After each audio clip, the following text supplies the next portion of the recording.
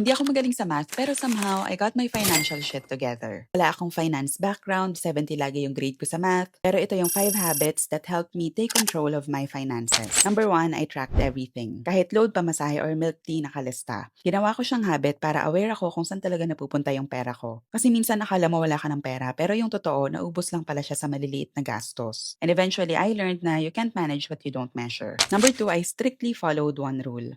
Save muna bago gastos. I treat my savings like a Meralco bill. Non-negotiable, automatic, at no questions asked. Kasi kung hihintayin ko kung anong matira sa sahod ko, wala akong maiipon. Number 3, I stopped comparing myself to others. Kapag may nakita ka kasi sa social media na kaedad mo or mas bata pa sa'yo tapos meron ng sasakyan, may condo, may six-figure job, mapapaisip ka talaga, bakit wala pa ako sa ganong level? Pero I keep reminding myself na we all have different timelines. Mas gusto kong i-celebrate yung progress ko kahit maliit lang kaysa mas ako sa comparison. Number 4, I made peace with starting small. I grew up poor, so kung hihintayin ko pang yumaman ako bago ako mag-ipon, I'd be living paycheck to paycheck for the rest of my life. So I started with whatever I had. Ang importante, I was building the habit and not waiting for the perfect moment. Lastly, I kept learning about money. I learned how to save early thanks to my mom's example. But let's be real, saving alone isn't enough for a secure future. That's why I started seeking out free content online like YouTube videos, podcasts, books, anything to help me understand money better. Walang nagturo sa akin ito growing up, so I had to be resourceful. And honestly, that decision changed everything. Money isn't just about math, it's about mindset. Hindi mo kailangan maging good with numbers to build better habits around it. So kung kaya ng isang tulad ko na pasang-awa lagi sa math, I'm sure kaya mo din.